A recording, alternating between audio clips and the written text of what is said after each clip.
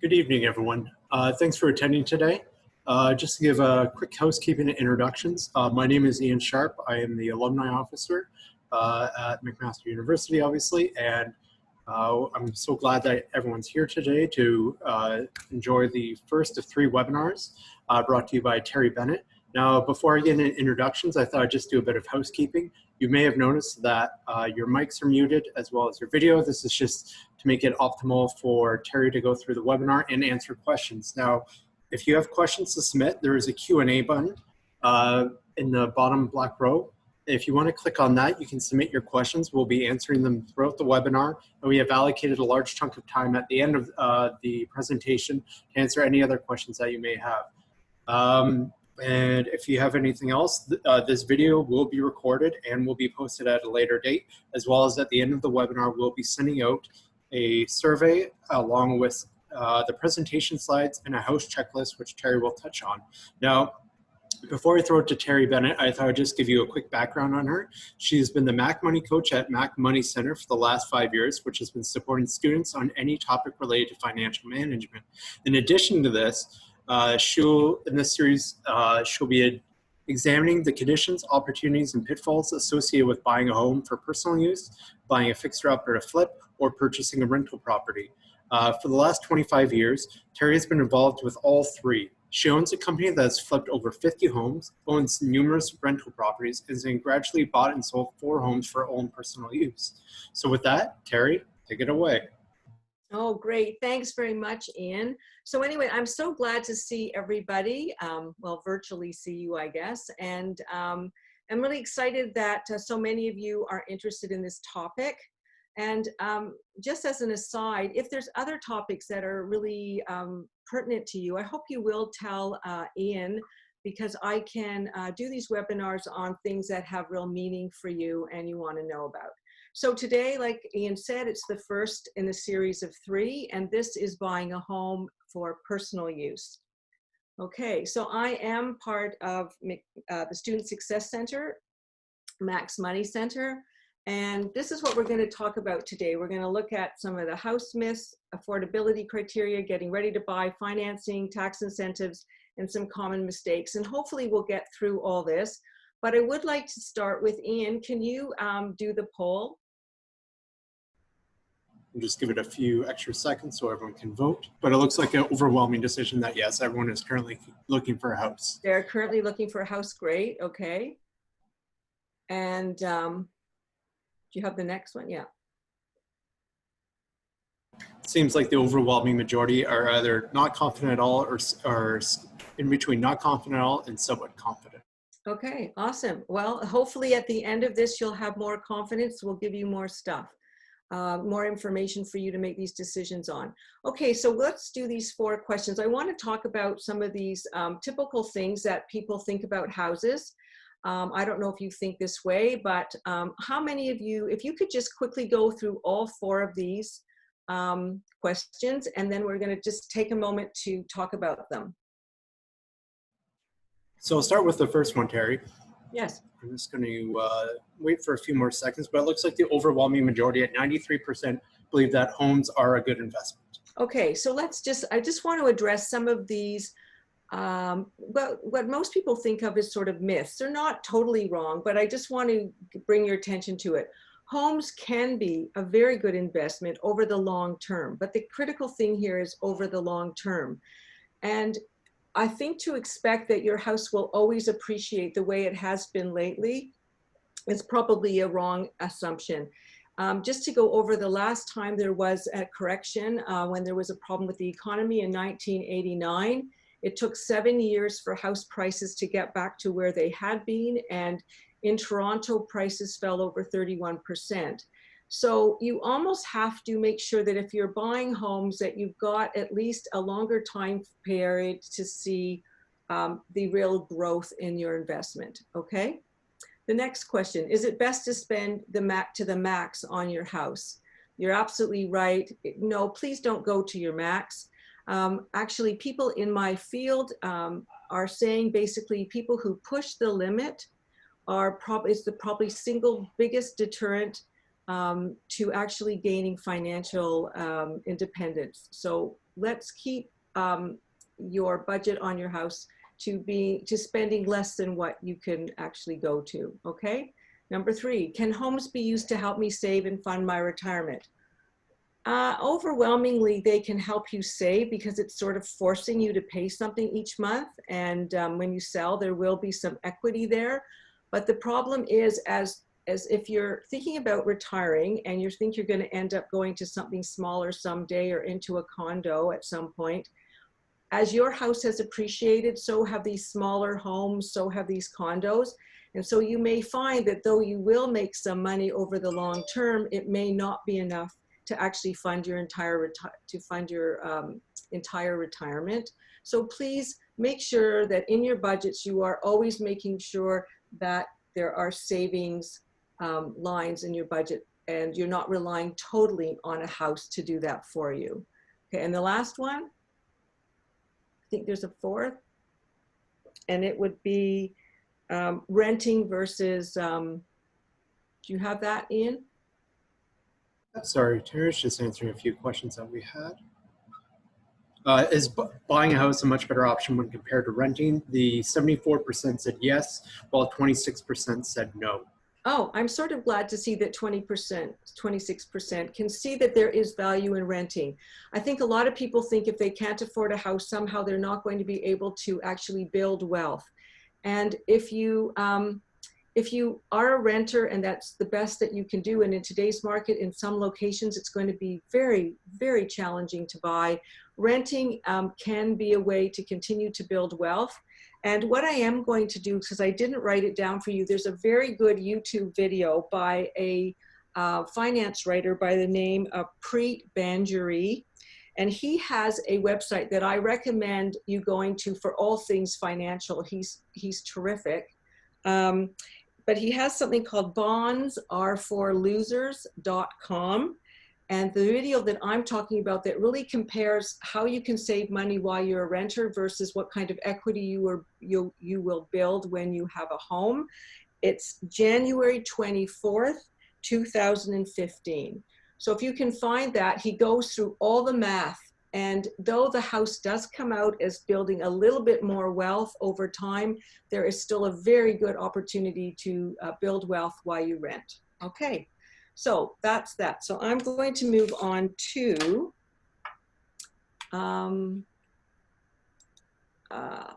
what can I afford? So there's 2 ways of looking at what can you afford. You need to look at what the bank is prepared to give you because they're going to give you the bulk of the money.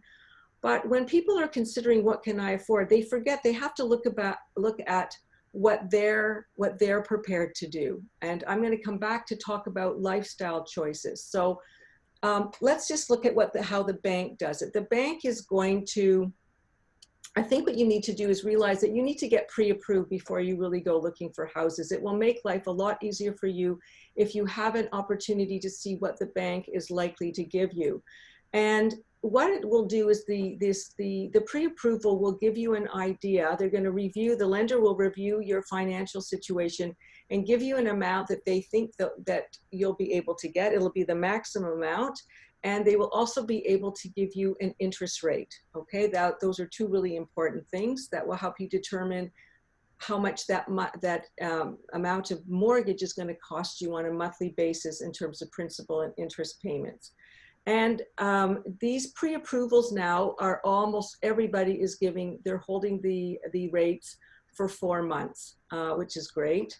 And the banks are going to look at 5 essential things. And I'm going to come back and come back to that in the next slide. But then if you're buying a house alone or if you're buying it with a partner, you really should take a look at the checklist that Ian is going to be sending to you at the end of this. This checklist is really a way for you to sit down and think about what's valuable to me, what am I trying to accomplish in my life financially, and what am I willing to give up in a budget to have a home? Because sometimes, you might have to change your lifestyle. And you really want to talk about this with your partner.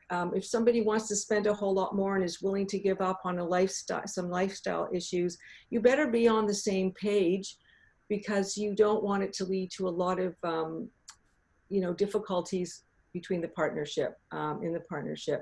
So you need to look at what you think you can afford and how it will affect your lifestyle, as well as what the bank is willing to give you. Okay, so the bank, let's just concentrate on the bank right now. There are 5 C's of getting credit. This is for a mortgage, but it's actually for any kind of credit, a loan, business loan. So they're going to look at 5 things that they're going to assess you on. And the 5 things are, first of all, there is capacity. And that is really the single most important of these 5 variables. And it basically is saying, okay, what is your ability? How much money are you going to have to repay this mortgage? And they are going to look at your cash flow. Do you have enough money to pay your mortgage and do your lifestyle?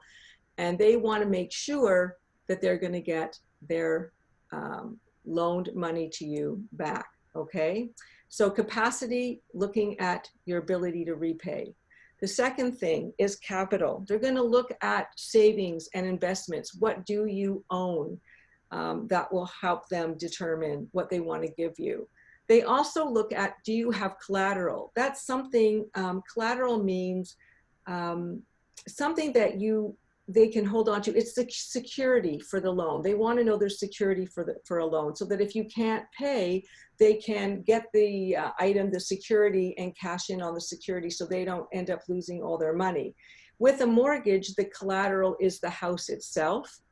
And you have to realize that if you don't pay your mortgage, the banks or the financial institution will be able to repossess that particular house and sell it and get their money back. Okay, so collateral comes with the house. The next thing they look at is character, and that's basically you. How trustworthy, how reliable will you be? And for them to, and how much risk are they taking on with you? If they don't think there's a lot of risk because they have a real feeling that you're going to make an effort and you are going to be able to pay this monthly payment every month, they are going to be able to give you more money, and they're also going to be able to give you maybe even a lower interest rate. Character is important. And they determine this by looking at education, your employment, and very importantly, your credit report, your credit scores, and your credit ratings. And someone who's had difficulty with repayment in the past, you've defaulted and been late, they look at that behavior in the past and they will tend to think that that will inform them about how you're going to be in the future. So it's very important, if you have a poor credit rating, that you start making payments now, never be late, and sort of rebuild that part of your credit score so that they can have more sense of get a better sense of your character, that you've changed, you are now able to pay responsibly. And the last thing they're going to look at is the conditions. They're going to look at the conditions in the market, what's happening in the housing market, in the location that you're going to buy. They're going to look at what's happening in the economy. They're going to look at the terms of what the bank is prepared to give you, what's the interest rate, over how many years. So the conditions are very important. So these are the 5 things that they are going to assess you on. Hey, Terry, just have a quick question in regards to character. Yeah. Rocky has asked, does foreign credit history influence character? Good question, and unfortunately, no, it doesn't. Credit bureau reports are subject to the country that you are in currently. And though you may have had, a good credit rating somewhere else, the credit bureaus do not share their information between countries, even though they are the same credit bureaus often. So you're going to have to build a credit report, a good solid credit report in Canada. Okay?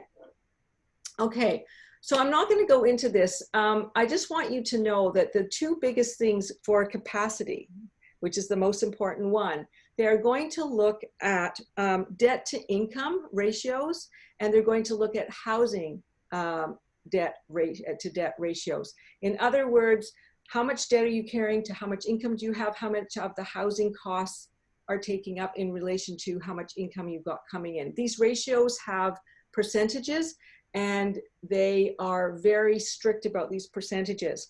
The point that I want to bring to you, if you want to learn more about this, just Google these 2 things. It's the GDSR stands for the gross debt service ratio, and the TDSR is the total debt service ratio. They're critical for the banks. Canada Mortgage and Housing has made the rules much stricter. They just became more strict in probably June. So here's are the percentages. I've got them what they are before and what now CMHC is now asking for, Canada Mortgage and Housing. I want you to know that if you are trying to work these ratios out yourself, if you are sort of mathematically inclined, and you are above these percentage ratios, I think it's telling you that this is not, you are not ready to buy yet. And that the bank for sure is probably going to, you may very well be declined if you're over these percentages. Also, the bank is going to look for a credit score. They were looking at it for 600 and the new rules are now 680. So for Canada Mortgage and Housing, these are the new rules. There are other people who you may be able to go to who will be still referring to these older percentages. So you may, if you don't meet the Canada Mortgage and Housing guidelines, you may go elsewhere. I'm going to talk about that when we get to mortgage insurance. Hey, Terry, just have 2 questions that have come in. Yeah. The first is why the credit worthiness is based on income regardless of net worth.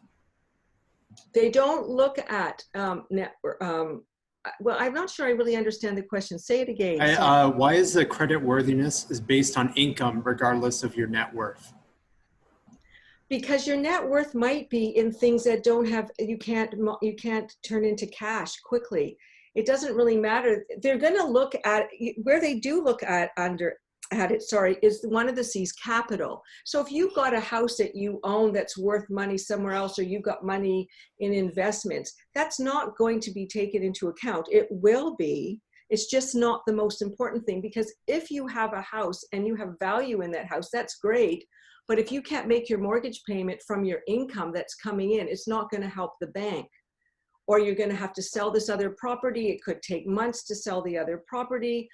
It's not liquid. They're looking for in capacity, liquid cash. They're looking at cash flow. I hope that answers his question. I have another question. Do both partners have to have that credit score, or can it just be a primary person? It can be one. It could be one person, but it would be better if both of you had at least in the 600s, but one of you needs to be at 680. But that's again only for Canada Mortgage and Housing. And I will explain that a little bit more in a minute. And one more from Diana on TDSR. I believe that the TDSR looks at gross instead of net income. That's right. She asked, why is that? And how does it make sense as I do not have my gross income in hand? You know what? I don't really know the answer to that question. I don't know why. I just know that she's right. The TDSR is based on gross. Gross because it's probably, it's looking at housing costs and all other credit card and let's say car debt and stuff like that. So they're letting you go on gross. But I really don't know. That's a good question. And maybe if you Google TDSR, you can find the answer. Certainly when you actually get down to meeting with your whoever you're getting the house from, whether it be a credit union or a bank or a mortgage broker, they can explain that to you probably better than I can. And this is a follow-up to the initial question that began this. I had the amount of cash that can cover the price of the whole house, but still got declined for the mortgage application. Do you know the reason behind this? Oh, I'd have to really sit down and look at your credit bureau report. I'd have to look at the income. Having cash, but not a cash flow to continue to make these payments on taxes and other things might be a problem. That's a hard question. I'd have to really see your situation to really answer that. Thanks, Terry. We can move on. Okay. So just want you to know that these 2 things exist, plus this rule around credit score that you need to be mindful of. Okay, so the first thing I would do, what I recommend when you're going to sit down and actually buy, is you need to actually do some sort of rough cut budget. And there's going to be 2 budgets that you have to look at. And the first budget and we're going to look at all the things that are in it. So you'll be able to see this in just a minute. It's the cost of buying and actually closing the deal. There's a lot more cost to it than just the price of the house. Some of you may not know that there's a lot of other costs. They're called closing costs. So I want to review that with you, and I want you to know that you have to build in, you have to know the total cost of that. That's budget number one. And the second budget is actually then taking a look at what your new house, in terms of the housing costs, the mortgage payment, the taxes and the utilities associated with the house, but also the things that are important to you, like traveling, vacations, food, donations, gifts, car repairs, car debt, MasterCard and Visa debt. And those need to be, that needs to be a budget as well. So let's just go over and look at budget number one. So I'm going to just quickly, or you can just sort of read through it, and I'm going to highlight the things that may not, that you may not know what they are, but if there's other things that I haven't mentioned that you don't know what they are, please ask Ian. So you need a down payment for a house, and the minimum down payment you can have is 5% of the total asking price of the house price, okay? You need 5% as a minimum. Then there's something called mortgage insurance. There are legal fees and all the disbursements that the lawyer will have. That means if they're phoning long distance, if they're having to fax stuff, if they have to do a lot of printing, you will pay for all those little incidentals as well as their actual fee. There are land transfer costs. There are something that is a surprise to a lot of people. If the person that you're buying the house from has prepaid, let's say, their taxes for the entire year, and you end up getting the house in June, they have already paid for July to December's taxes. You have to pay them for the money that they've already put out for the whole year. So you will have 6 months of taxes that you may have to pay when you thought, oh, I'll just have that each month, you know, from July, you know, all the way to December. And here you are stuck with, before it closes, you have to make up, you have to give them back the money that they paid for the entire year. And that, some people pay their utilities up front. Some of them have financing on furnaces and stuff that they paid for the whole year. Again, tax is another example. So you need to be mindful of that. There may be a home inspection fee. You will need title insurance. You will need property insurance. You will have moving costs. You may have some maintenance and renovations that need to be done before you can even move in. And then you'll have to set up all your utilities. And there are fees and for setting up these or over and above the bill each month. So, okay, let me. Hey, Terry, Yeah. before we just got 3 questions on these. Okay. The first one is, what is mortgage insurance? Okay, that's what I'm going to do. I'm going to talk about, let me just Okay. go on to the 3 things that I know people may not know. Mm-hmm. And if I haven't covered it, then Ian, maybe you could tell me the ones that they're not sure of, okay? Sounds great. Great, thank you. Okay, mortgage insurance. So most people nowadays, it's really hard to come up with 20% as a down payment. Yet, if you don't have 20% for a down payment, you will need mortgage insurance. And that mortgage insurance is basically, you're actually paying so that the financial institution that you have used to get the money for your house, if you end up defaulting and you can't pay your mortgage, and they don't get as much money that they want for the house, this is a insurance so that they get the full amount of money. If they have to put your house on the market, sell it for way less than the money they lent you, this is the insurance. This insurance makes sure that they get back the amount that they actually lent you. And you are actually paying the insurance for the lender. You are carrying the cost of that insurance. And what happens is a one-time shot deal. You pay it when you first buy your house, and it's generally can be a fair chunk of money, and they roll it into your mortgage so that your mortgage and the insurance is all one payment, okay? Now, the people who give you this mortgage insurance, there are not lots, but there are several entities out there that will give you mortgage insurance. The one that's probably the most well-known is Canada Mortgage and Housing Corporation. And because most people can't come up with 20%, they have to have this mortgage insurance. And that's why I was telling you about the rules have gotten more strict about who they're giving money to are coming from Canada Mortgage and Housing. So if you have to use them as your mortgage insurance entity, then you have to meet these more stringent criteria. However, like I said, there are some other companies you can go to. So the other next big one is Genworth. And then there are some private mortgage insurance companies, and they are not going with these new strict rules that Canada Mortgage and Housing has set out. So if you can't meet Canada Mortgage and Housing's TDS, can't meet those limits, then go to Genworth or try a smaller insurance company. Okay,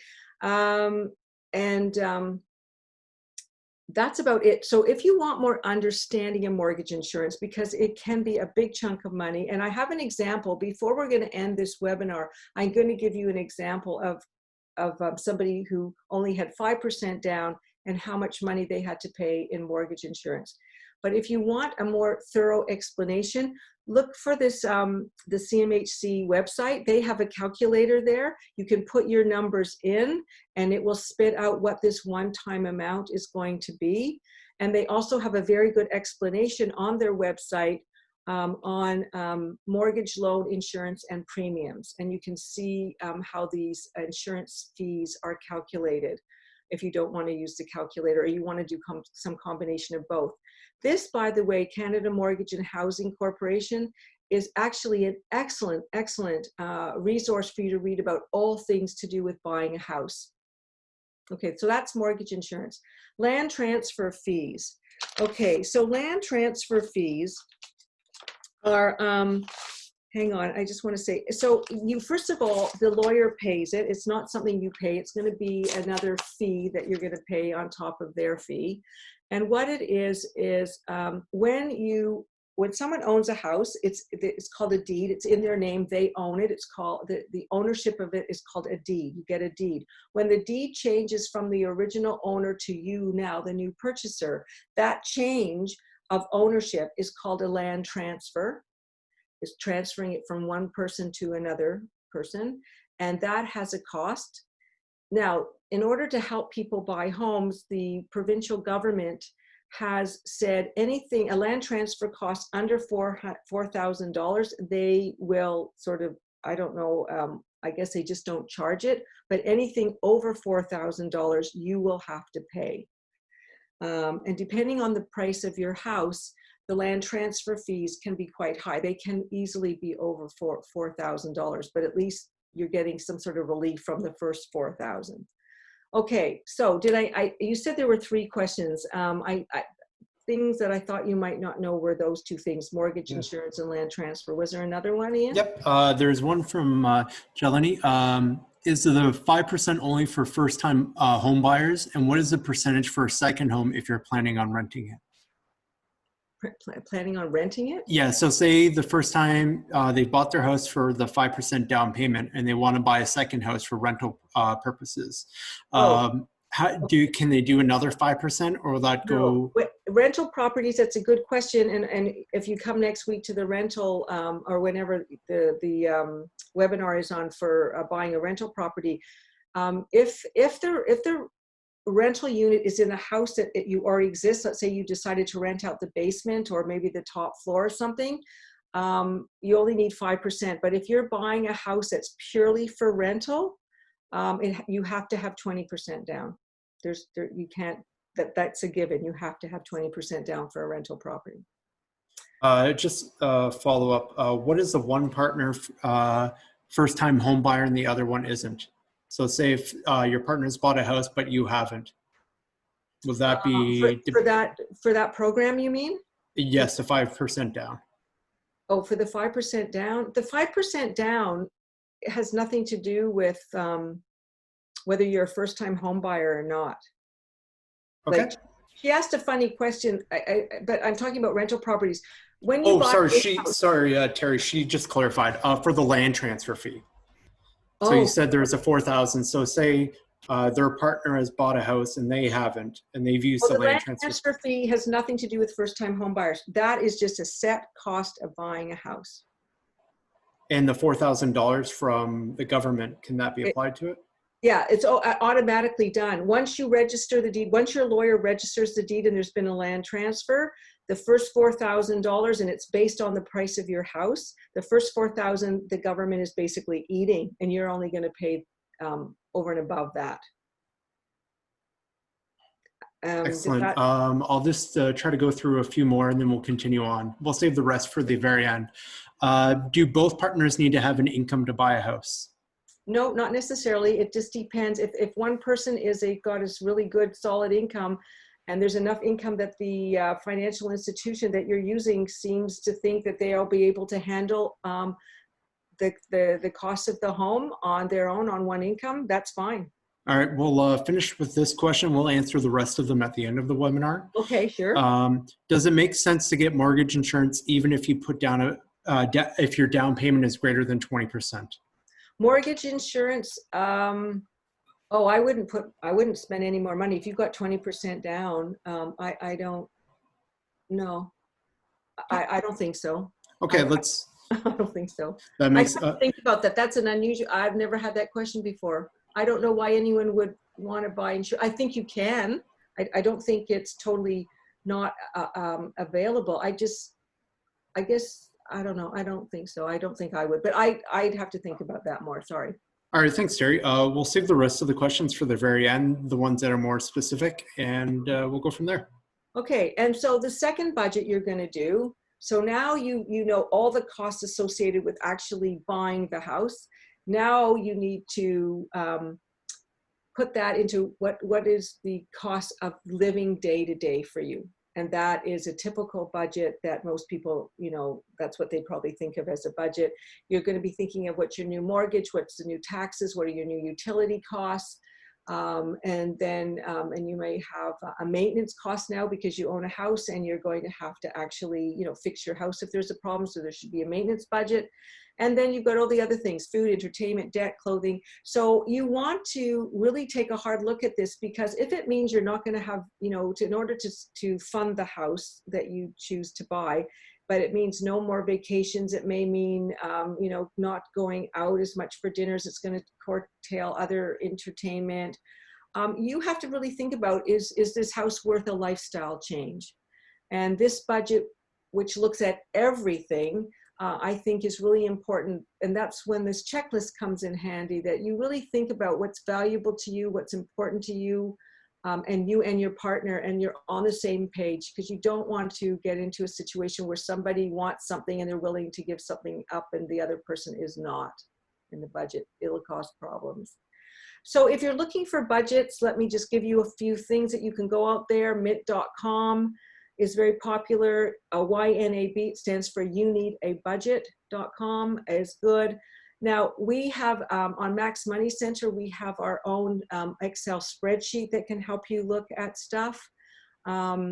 It's probably not as good as others because it's very student centered, but you can also come to me, and I have budgets that aren't on our Max Money Center that are more for people who are no longer students. It would be more appropriate for alumni, and I can go through a budget with you and help you look at what's affordable and what isn't.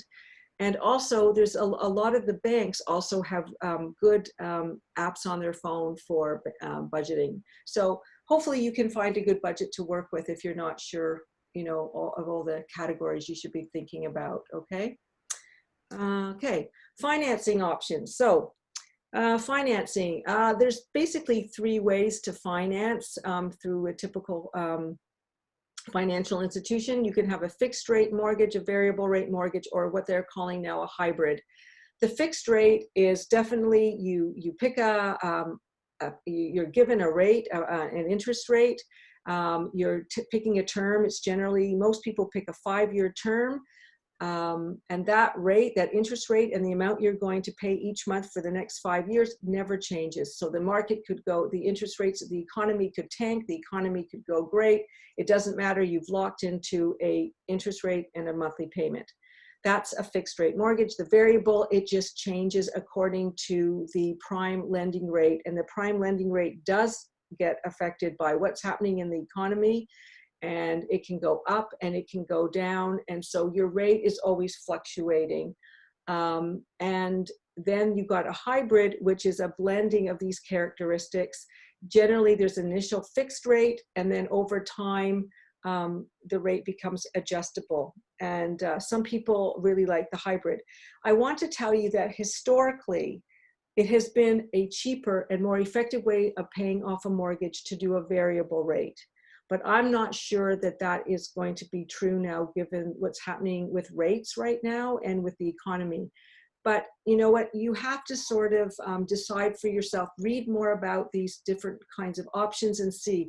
Generally, if you're someone who likes to know that things aren't going to change and you've got a plan for the next 5 years, a fixed rate is you know, it's very secure. Nothing's going to happen. The variable rate, you're going to be prepared to handle the risk that things could go a lot higher, also could go a lot lower. But it's risky, and you've got to be able to handle that risk. Okay. Okay, here we're going to get into the tax incentives. So the tax incentives, the home buyer's amount. There is a $5,000 non-refundable income tax credit for those who qualify in the first year after you buy your home. And the credit actually will give you up to a $750 actual reduction in the amount of tax you actually have to pay. So for people who don't know a lot about taxes, credits you take 15% of the actual credit, and that 15% of a credit, which is 15% in this case of $5,000, is $750. That's what you no longer have to pay in tax. So it can lessen what you have to pay the government at the end of the year. If you are in a partnership, both partners can share that refund. That refund. You could do 50-50. If one person is in a higher tax bracket and could use that relief on their taxes, then one person could take the entire thing. It's flexible. You two, as in the partnership, will just decide what makes the most sense for you. Then there's the home buyer's plan, which lets you take out 35% of your RRSP, and you can use it as a down payment.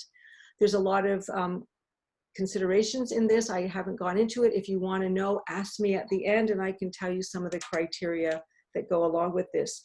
But if you have been saving in RSP, you can use your RSP to fund your down payment. And both of you can do that. Okay, then there's this first-time home buyer program.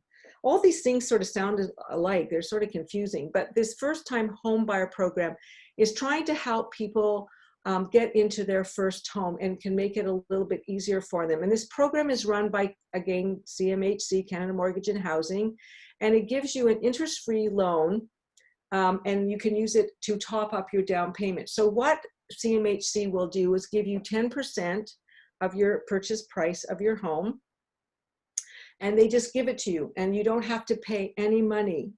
But when you sell the house, they basically own part of the house. So when you sell, you have to pay them back the loan. And if your house has gone up, the 10% you're going to give them is more than what they gave you. If your house price has gone down, you're going to pay 10% of the house price to them, and they're going to get less than what they gave you. So they're in there with you, owning part of the house. The purpose is just to give you more money to put down on a down payment, and to lower your monthly mortgage costs. Okay. So if you have more questions, I have a little bit more information on that. Ask me at the end. Now, this lost its heading here, which I thought we fixed, but I guess we didn't. These are common mistakes that that home buyers can get into. And there is actually a mistake on this page. So I'd like you to correct, it's the first bullet point.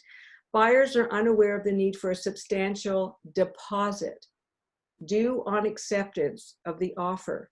So when you buy a home, you make your offer, hopefully they accept your offer. And when they do, right that day or very next day, you have to give a deposit to them, and it's cash. And it can be anywhere between 10 and 20%. And some people can even ask for more than that. It's up to the seller to put out how much money they want down as a deposit. And that basically shows you as the new buyer that you've got the money and you're committed to buying their house. And so if you didn't know that you had to, as soon as you put the offer in, you have to come up with some cash, this is important for you to know. This will go against your down payment. It will be considered part of your down payment, but that deposit is due on acceptance. Some people don't get pre-approved, which I really recommend, and they start looking at houses that are over their budget or over what the bank will give them. And it's very depressing to go see some homes that you really like, and then you find out that you can't afford them. And then that's a great way, it forces you sometimes for people to push themselves to the limit. And then, and that's not, it's just not great to go to the max. Sometimes people are going in and they think they have enough money to buy the house, and they didn't know there were all these extra closing costs, and they don't have that cash available upon closing, and deals have died because they couldn't come up with the money. So make sure you know all your closing costs.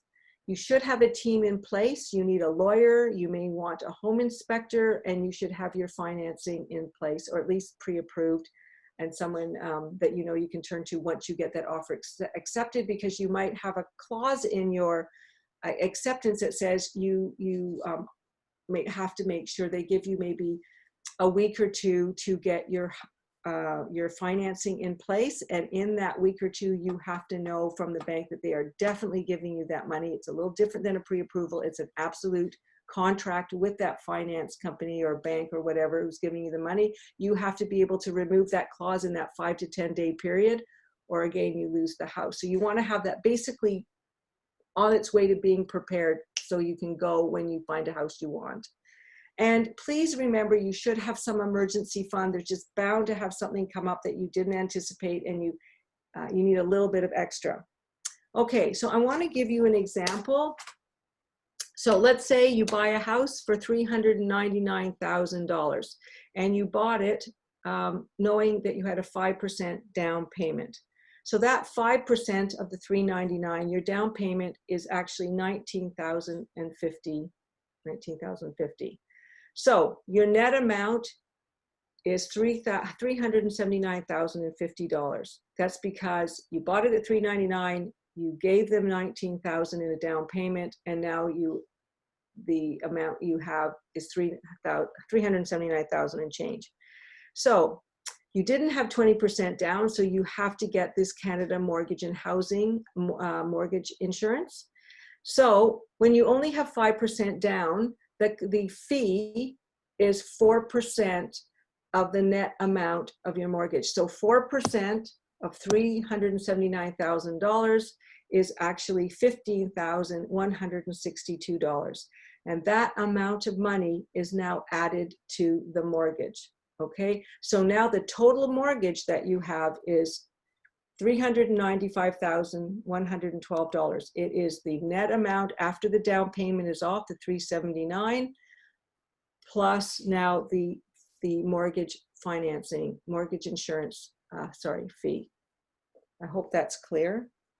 Then on top of that, here's the other things that we talked about. The land transfer tax for this particular house on $399,000 is $4,460. Again, $4,000 is offset once you register your house. So really you only have to come up with $460. You had a home inspection, which cost you $475. Title insurance, that gives you you own it free and clear, and there's no, and if there are any disputes in the future about the boundaries of your home, about whether the fence is on their property or your neighbor's property, if they start to if there was a lien on the property that somehow didn't get caught by your lawyer, title insurance will pay for all your legal costs and any other costs, and it protects you. So it costs $375. The legal costs in Hamilton, I looked, the average is about $1,291. That includes the lawyer's fees and then these little extra costs that they charge you for. Now, the Canada Mortgage and Housing, or this whole mortgage, I should just call it mortgage insurance, you paid for the full amount whatever it is, the fee got rolled into your mortgage, but there's GST on that money. That GST on that $15,000 insurance, mortgage insurance, and that you have to pay at closing. So that gets added on for their price. It's $1,971, the GST alone. So you add up all these costs, it's $4,572. So let's just look at the total cost. You bought your house for $399. You then had the mortgage financing costs of $15,000 and change. You had these other expenses that we just went through, which add up to $4,572. And the house actually costing you $418,000 and change, not in change, and $418,734. So this house that you thought you bought for $399 to close it just cost you $418,734. So that's why it's important to know what your closing cost budget is and what your lifestyle budget will be with your new house. So I hope I covered important things for you. Let's open it up to questions and see how I can help you. All right, Terry, thanks so much for that helpful information. I learned a lot personally. My partner and I are looking to buy a home in the near future, so I found that extremely beneficial. Before we go into the questions, I just want to ask, what is the best way to reach you if they want to have any other questions that aren't discussed here? I'm glad you said that. Thank you. So you can reach me at money.mcmaster.ca.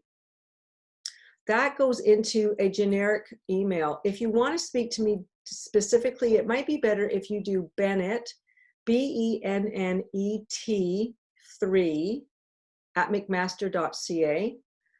Bennett 3 comes directly to me. So maybe that's the best place to go. Also, if you would like to actually just come in, well, we can't be together obviously, but if you want a virtual session with me around budgeting, you want more clarification on this stuff, you can go on to Oscar Plus. I believe alumni has access to Oscar Plus. They do.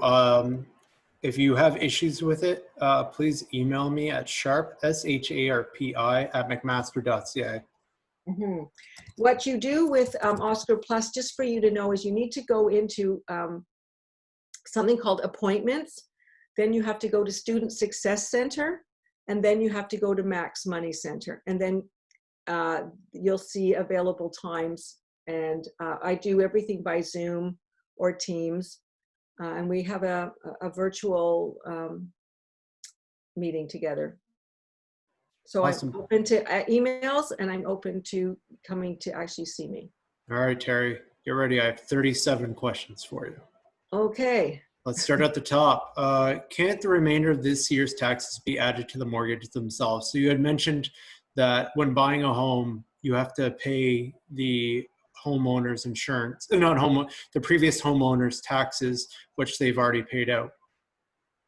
Right. So if not everybody does that, most people do go month to month, and so the original owner will pay the last month's their portion of the month's rent, and then you will start paying the next month and you'll just carry on with the taxes. It's only if somebody prepays. Did I answer the question? I'll see. I'll have a quick. Here's another question. Is a land transfer fee based on where you buy your house? So the location. Land transfer. Yes, it is actually to a certain extent, because generally land transfers are a provincial issue, but there are some municipalities now that are adding on their own. So if you buy in Toronto, not only do you pay the provincial set fee, which is sort of set, and I think it's based on, don't quote me on this, but I think it's based on the price of the house. In Toronto, you actually have to pay a similar amount to the municipality. So most land transfer taxes could be, as average, a house that's maybe $400,000 or $500,000 might be, $5,000, $6,000. In Toronto, it can be something like $18,000. Well, it's quite the difference. Oh, it's quite the difference, because if the municipality is adding on to the provincial, so what you want to do is when you're looking for houses, this is where a good real estate agent is worth their weight in gold, because that agent who sells in that area, and hopefully you're getting an agent that knows the area that you're wanting to buy in, she should be able to, or he should be able to tell you, you know, what the land transfer costs. Is it just provincial? Is it municipal and provincial? Follow-up question. Do first-time home buyers get a rebate on the land transfer tax? There's no rebate. It's just a set 4,000 on the provincial portion. And that's only for first-time home buyers? No, no, it's for anyone. That's just a set. These are set costs. The things that I just talked about, other expenses to buy, or other expenses that come up, these are all have nothing to do with being a first-time home buyer. They're just set costs of closing a deal.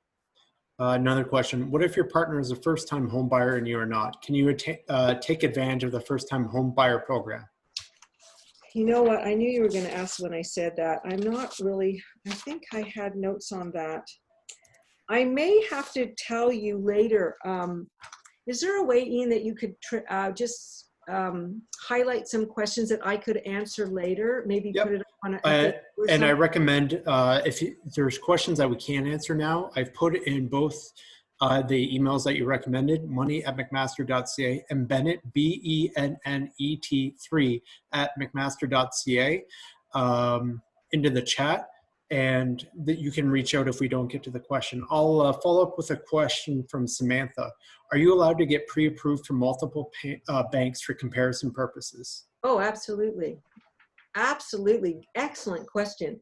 Not only should you get pre-approved, but you really need to shop around who's going to give you the best interest rate. And that's where you'll figure it out when you start talking about pre-approvals, right? Because then they'll see your financial situation.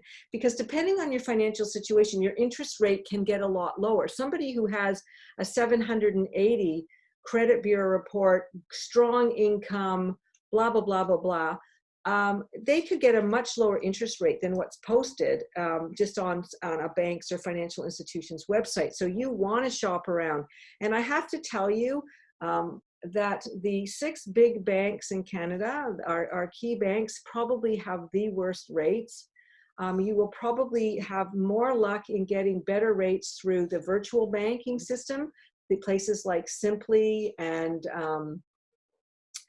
what's the other big, Tangerine, and credit unions have very competitive rates.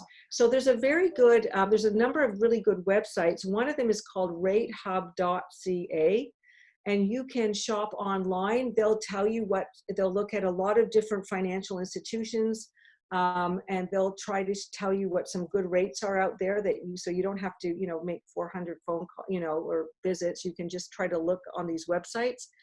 I want to tell you something else. Every time you get approved or you go out and ask for money through a financial institution, it will hurt your credit rating. You will actually have a hit on your credit score. It will go down. So you don't, when you want to look for mortgages, what you want to do is do it in a short period of time. So you might want to say, in the next 3 weeks, 3 to 4 weeks, I'm going to visit a number of different places. If the credit bureau sees that you're looking for a mortgage and it's all within 3 or 4 weeks, they will say, oh, she's shopping around. That's what we want people to do, shop around, and you'll only be dinged, if you know what I mean, dinged once. Even though if you go to 10 different places within that 3 or 4 week period, you'll only have one lowering of your credit score. If you start to do it over longer periods of time, then they'll ding you every single time you go. So be very strategic about the time frame that you're going to look for your mortgage, for your pre-approvals.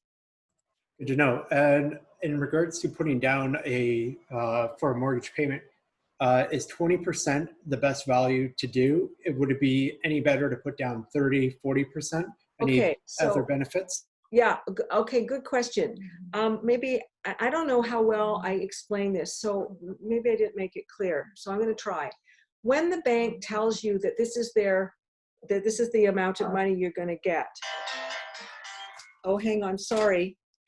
then that, how much more you put down on a down payment is really up to you, and it's how much you have. So if you have $400,000 from the bank and you only have a 5% down payment, 5% on $400,000 is 20 grand, then you're only looking at a $420,000 house. If you have a $150,000 down payment, which is way more than 20%, but you want a house that's $550,000 because now you have 400 from the bank and you have your 150,000 yourself. Now you can look at a house that's $550,000. Oh, this is the thing about being at home. Okay, so am I explaining that, Ian? Is that clear? The down payment is as big as you want it to make it in terms of the value of the house that you think you can afford and you want to go to. Mm-hmm. Okay, so it's all we're telling you is that if you don't have 20% down, then you're subject to mortgage insurance fees. Anything over 20%, there is no mortgage insurance fee, and you can go as high as you can afford. Good to know. Would there be any benefits from putting 30%, 40%, or is it just? Well, that means your mortgage payment will be smaller because there's less that you have to take as a mortgage, right? Well, if you go to a more expensive house. It also just means that, you know, I'm a credit counselor. The less debt you carry, the better. So the more money you can put down of your own cash, the better I think it will be. That's just my opinion. Excellent. Thanks. We'll keep going. The questions keep piling in. Would you avoid any costs in budget number one if you're buying a new construction / pre-construction home? Okay, I'm sort of bad at listening to things. Say this, I'm sorry, I'm better when I read it. Oh, that's okay. Say it again. I know that pre-construction is different than buying a new home. I mean, okay. Sorry, like an existing home. They were just asking about for the budget, if you're, would you avoid any of the costs that you use in budget number one when buying a new construction or pre-construction home? I don't know. You're still paying. I don't think so, no. Okay, we'll keep going. This is from Anita. If you want, Terry, you can look at the questions, if you can pop it up on the Q&A. Oh, you know what? I think I better do that because I'm very much a visual learner, not auditory. Hey, that's okay. I just have to look at the screen for 1 second because my dog is crying. Sorry. That's okay. Go. Out you go. Sorry, guys. Okay. If your dog wants to make an appearance, I think a lot of the viewers would be a big fan. Okay, well, he's left now. She's left now. So if you click on Q&A, you can see all the open questions. So where are we at? At the very top with Anita, if you hit Anita? open. Okay, and the Ontario government website says you are not eligible for land transactions if your spouse is not a person. If that's what they say, then I'm not an expert on everything. So I didn't know that. Okay, I learned something. Thank you. If that's what the government websites are saying, they are correct. And again, that is why it's so important to have a really good real estate agent because they know all this stuff, okay? What is the degree of fluctuation in dollars for a variable rate? It really depends on what's happening with the, in the economy. Like right now, rates, you know, the rates have been very low and I don't even know how much lower they can go. So I don't think there's going to be a lot of fluctuation going down in a variable rate. But if something happened with the economy where all of a sudden interest rates start to go up, you'll see a big change in your variable rate. It's very, you know, you're really taking a bit of a risk on what's going to happen down the road, economically speaking, what the banks are going to do with their prime rates. Okay, does self-employed affect mortgage? Yes, it's always more, it's much more challenging for someone who's self-employed to get a mortgage because you know, it's hard to sort of see, you know, what's going to happen. You're not working for McMaster University getting a paycheck that they can pretty well count on. It's unlikely that, McMaster University is going to go bankrupt or, stop being able to pay somebody's salary. Self-employed, it's you're subject to the vagaries of what's happening in the economy and whatnot. So people who are self-employed, they want 3 years of audited statements from your business, generally before they consider you. There's a lot more providing of documentation and a lot more questions being asked, a lot more scrutiny if you're self-employed. So you're just in for a more challenging time. And but if overall your self-employment and your income is strong and your character, your credit ratings, all those 5 C's are strong, then you should be able to get an excellent rate just like anybody else. Just anticipate more scrutiny. Do you have a recommendation for a mortgage term? Most mortgage terms, the sort of typical is 5-year terms, amortized over a 25-year period. At one point, governments were letting people go to 40 years. They stopped it. It was just I think if you don't have 25% down, you have to go to 25 years. And usually the terms are for 5 years that you sort of set that interest rate in 5-year increments. So you'd be renewing your mortgage 5 times in those 25 years. If you withdraw $35,000 from your RSP to pay for your first home, would you need to replenish it in the future? Yes, you do. And it's not that much. I think the first 2 years after you take money out of an RSP, you don't have to start paying it back. But then you do have to pay the entire amount back, I think within 15 years. And what they generally want you to do is pay 1/15 of the money that you took out of your RSP each year. And if you don't make the payment each year, then that money comes into income and you are taxed on it in that tax year. What about RESP? No, RESPs are for education for your children. As far as I know, that's the only thing for it. It's $10,000 to $20,000 at least for the deposit, and I've seen people ask for $50,000 on more expensive homes.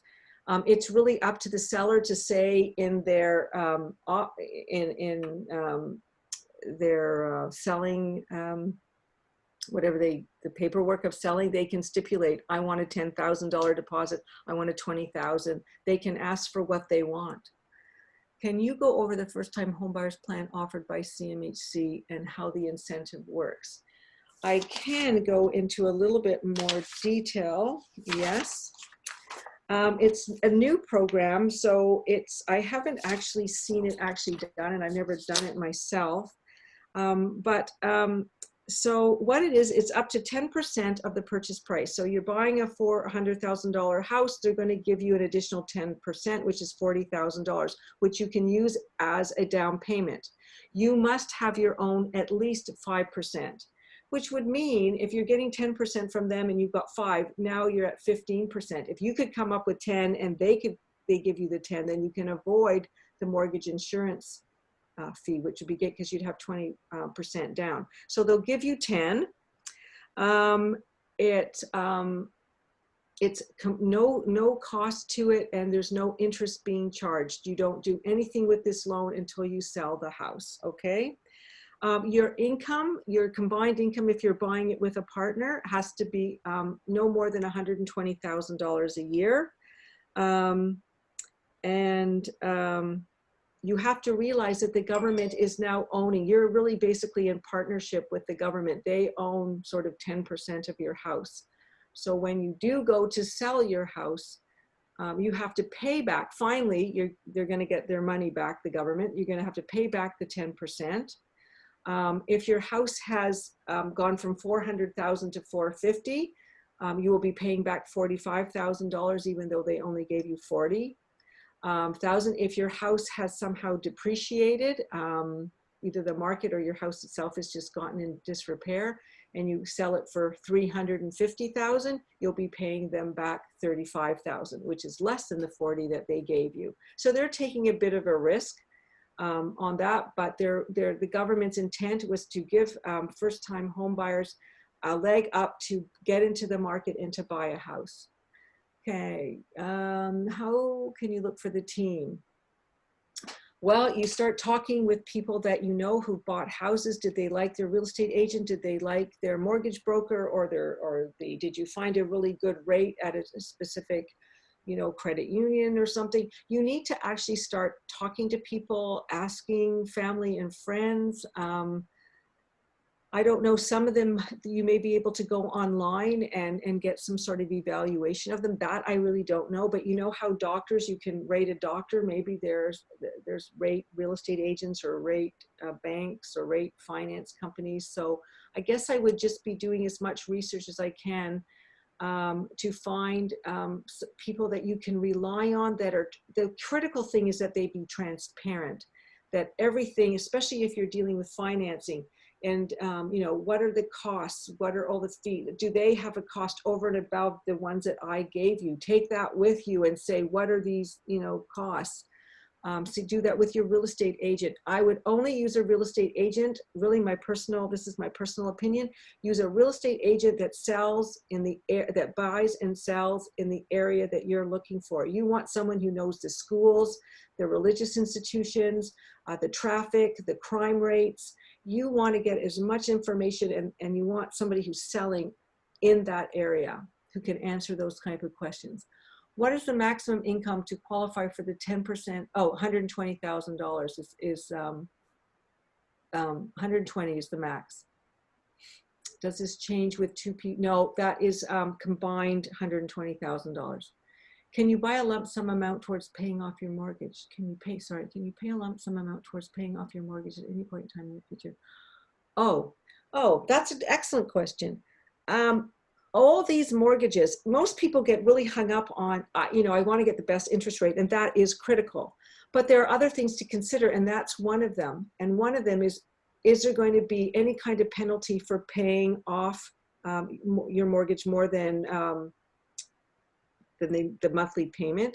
Is there a cost to it? If there isn't a cost, which I wouldn't recommend not doing that mortgage really, you want to be able to, if you have extra money, if you start to make more money in your life, somebody goes back to work after being on mat leave or home with kids or whatever, you want to be able to get that mortgage down as fast as you can. So look for a mortgage rate that there's no cost associated with paying more, and what the rules are. There may be rules that you can put 10% down each month over and above what your monthly payment is. So if your monthly payment is $500 a month, you can add, $50 easily. That's 10% down, and that you can make so much large lump sum payments. So you can look at lump sum payments and adding to smaller amounts to each monthly payment. So read the fine print of these mortgages and find out what you can and cannot do. And I think being able to pay it off faster is an important consideration, along with the interest rate. Is the purpose of a lawyer during the house buying process just to set up the deed? Lawyers can be very helpful, especially real estate lawyers. Some of them will help, might be able to give you information on good real estate professionals. They may have information about good home inspectors. If you're going to a real estate lawyer, they're going to know a lot about real estate. They're just good. They're full of information. They know the law. Yes, you need them for the deed. You need them to pay the land transfer tax. They have to make sure that the title insurance, their job is to make sure that that ownership of your house is free and clear, that you're getting it without any problems from leftover occupants. So they have a big role to play. And just make sure, I just say, if I had a recommendation, use someone who specializes in real estate. You mentioned having an emergency fund. Is there a recommended emergency fund to have as a percentage? No, I don't think there is a recommended. You know what, to me, the more money you can amass, and then if you don't need it, you can put it into renovations, you can put it against the mortgage, you can always, having money, as much money as you can in emergency fund is never bad. It always can be used for different things. I know I like to see a 10% emergency fund in a typical budget of just like not around buying a house, but just a budget that's talking about, your day-to-day living costs. because things go wrong. Is it more beneficial to buy a new construction, pre-construction home over a resale? That's a toughie because there's a lot of variables. What kind of shape is the resale house in? If it's just been totally renovated, you know, if it's in a location that you love and you want to be because it's near friends and family or near school that you want your children to go to, and the new construction isn't, no. I mean, there's just too many variables. Pre-construction houses are generally, if you're going to buy a new house, what I could say is buy in pre-construction because the prices are always much cheaper. You may not get into your house for 2 years. You've got 2 more years to save money while the house is being, new construction is being built sometimes. But new to resale, there's too many variables. Some of it's just personal preference. Do you love old homes with beautiful wood floors? And that's too hard to answer. Is there a way to reduce closing costs, for example, lawyer disbursements?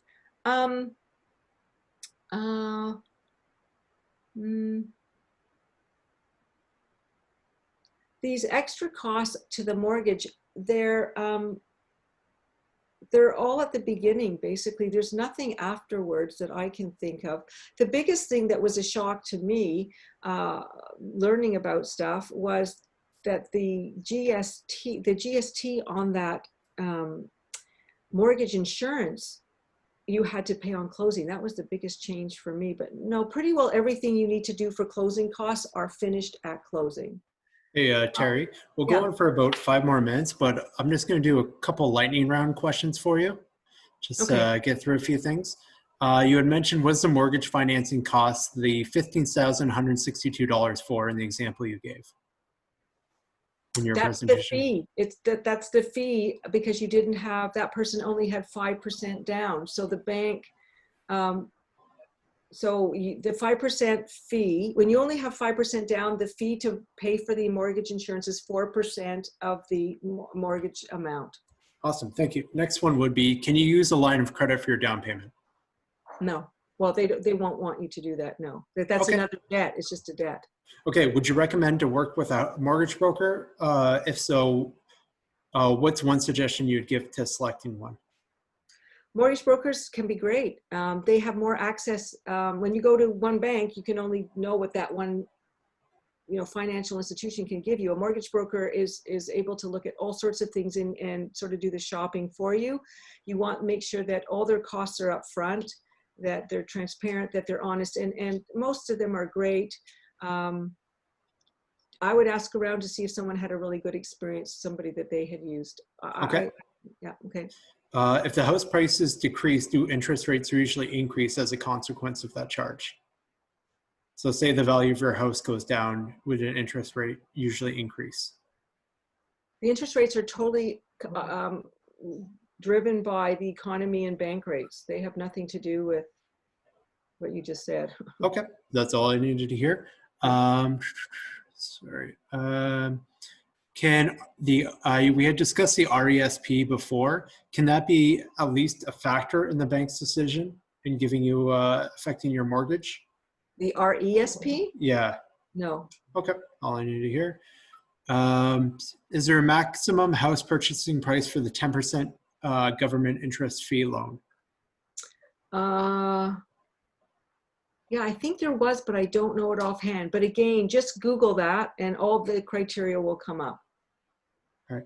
Am I able to add a partner's name to the ownership prior to closing? And does my lawyer simply need to make an amendment?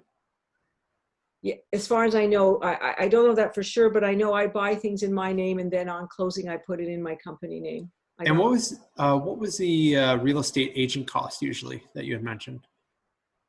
The real estate agent cost? Yeah. That the seller of the house pays the real estate fees. The buyer doesn't. Okay. And does a realtor normally recommend lawyers and house inspectors? Yeah, sometimes I'm sort of suspect of that, but yeah, they can. Sometimes the lawyers and the real estate agents can be in, I don't know, there's been some horror stories. I like to pick my own each one based on what I've researched. Okay. Is there a procedural difference between selling versus simply transferring ownership to a family member?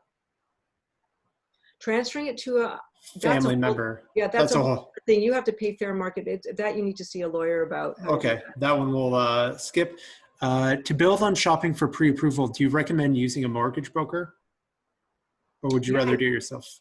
No, mortgage, like I was saying, mortgage brokers have a lot more access to a lot more, different finance companies, so they can cut down on the work that you do.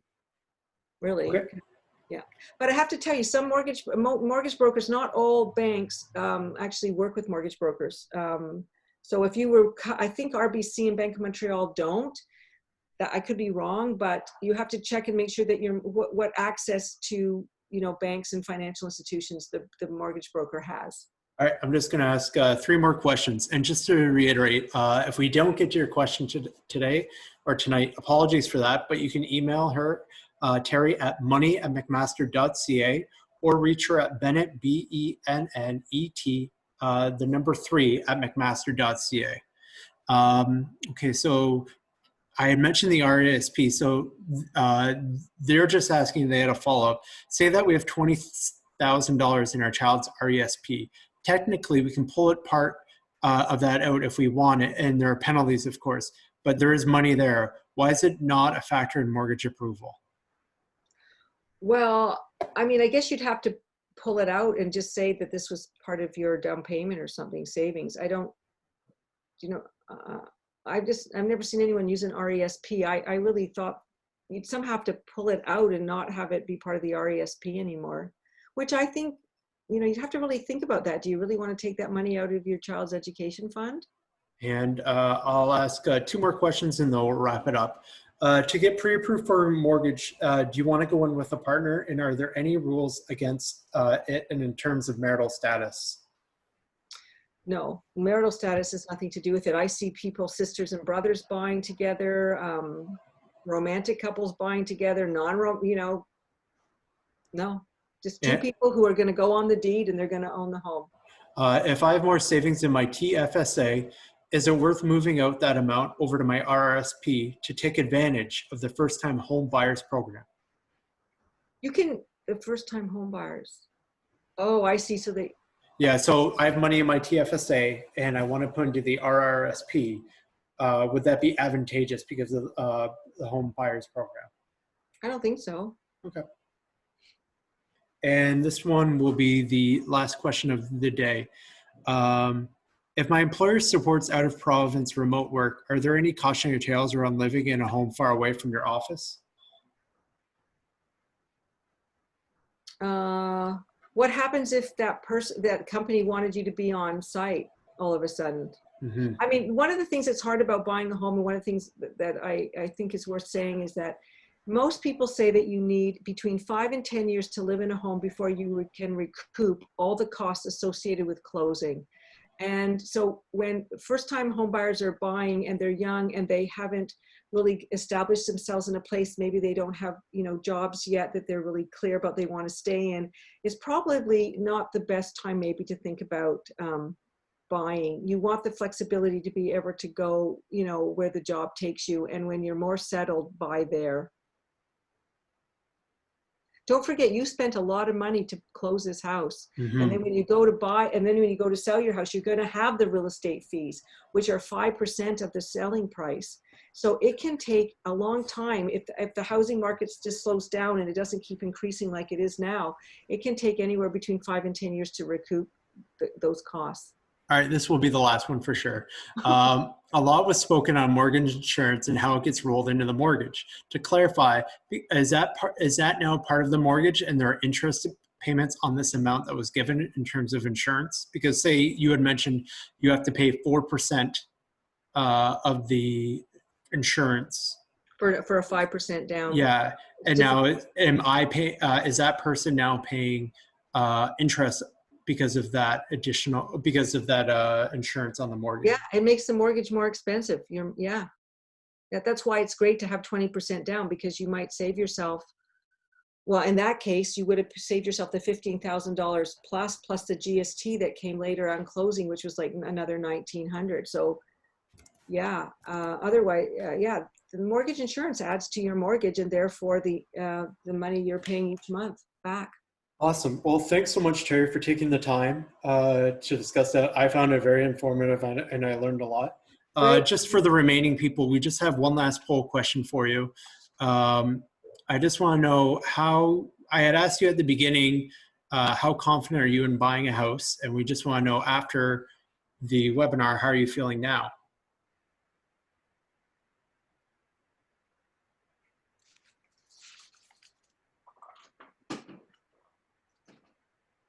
It looks like a lot of them are saying somewhat confident. So it's a lot better from we were in the not confident and not confident at all, and with the high majority. And now we're in somewhat confident to very confident. So excellent. Good. We moved up. That's great. I'm glad. And we'd just like to know what you think of the webinar today. Did you find it helpful? And just to reiterate, if you wish to reach Terry, her email is Bennett, Bennet 3, as it like the numerical 3 at mcmaster.ca, or you could reach her at money@mcmaster.ca.